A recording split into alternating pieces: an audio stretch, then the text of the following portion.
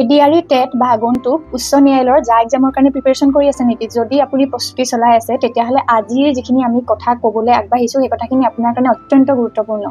ভাৰতৰ ইতিহাস বুলি ক'লে আমি প্ৰাগৈতিহাসিক যুগলৈ যাব লাগিব, যেতিয়া নেকি কোনো লিখন শৈলীৰ আৱিষ্কাৰ হোৱা নাছিলে। ভাৰতৰ প্ৰাগৈতিহাসিক যুগক 4টা ভাগত ভাগ কৰা হয়: পেলিঅলিথিক পিৰিয়ড, মেছলিথিক পিৰিয়ড, নিঅলিথিক আৰু চালকলিথিক পিৰিয়ড। খ্ৰীষ্টপূৰ্ব 10,000 বছৰৰ পৰা 5 লাখ বছৰৰ এই সময়ছোৱাক কোৱা হয় পেলিঅলিথিক পিৰিয়ড, যেতিয়া মানুহে চিকাৰ কৰি বাস কৰিছিলে, মানুহ গুহাত বাস কৰিছিলে আৰু জুইৰ ব্যৱহাৰ জানিছিলে। সেই সময়ত বিভিন্ন ধৰণৰ গুহা চিত্ৰ অংকন কৰিছিলে আৰু তাৰ এটা উদাহৰণ হ'ল মধ্যপ্ৰদেশৰ ভীমবেটকা। ইয়াৰ পিছৰ যিখিনি সময় সেইখিনি কোৱা হয় মেছলিথিক পিৰিয়ড। মেছলিথিক পিৰিয়ডৰ সময়তে মানুহে কুকুৰক পোহনীয়া হিচাপে ব্যৱহাৰ কৰিবলৈ শিকিছিলে।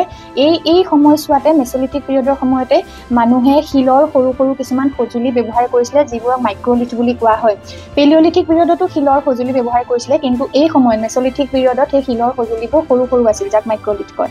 তাৰ পিছৰ পিৰিয়ডটো হ'ল নিঅলিথিক পিৰিয়ড। নিঅলিথিক পিৰিয়ডত সেই সময়তে মানুহে খেতি বাতি কৰিবলৈ শিকিছিলে, লগতে মৃৎশিল্প বা পটাৰীৰ ব্যৱহাৰ, লগতে ৱেভিং বা তাঁত বোৱা এইবিলাক কাম জানিছিলে। আৰু এই সময়ছোৱাৰ যিবোৰ সঁজুলি সেই সঁজুলিবোৰ অত্যন্ত মসৃণ আছিলে। আৰু উল্লেখযোগ্য স্থান হ'ল মেহৰগড় বা বুৰ্জাহোম। ইয়াৰ পিছৰ পিৰিয়ডটোক কোৱা হয় চালকলিথিক পিৰিয়ড। আৰু চালকলিথিক পিৰিয়ডৰ শব্দটোতে আছে চালকো মানে আচলতে হ'ল কপাৰ বা তাম, আৰু লিথিক শব্দটো বা শিল বুজায়। গতিকে সেই সময়ত কপাৰৰ ব্যৱহাৰ হৈছিলে বা সঁজুলিবোৰ কপাৰ আৰু শিলেৰে নিৰ্মিত আছিল। আৰু এইখিনি সময়তে মানুহে গৰু ছাগলী পোহপালন এইখিনি জানিছিলে। আৰু লগতে ৰঙীন পটাৰী, তেওঁলোকে যিবোৰ পটাৰী আগতে ব্যৱহাৰ কৰিছিলে সেইবোৰ এই সময়ছোৱাৰ পৰা ৰঙীন হৈছিলে। আৰু উল্লেখযোগ্য স্থান হ'ল আহাৰ, মালোৱা ইত্যাদি। আশা কৰোঁ আজিৰ ভিডিঅ'টোৰ পৰা আপোনালোক উপকৃত হৈছে। ধন্যবাদ।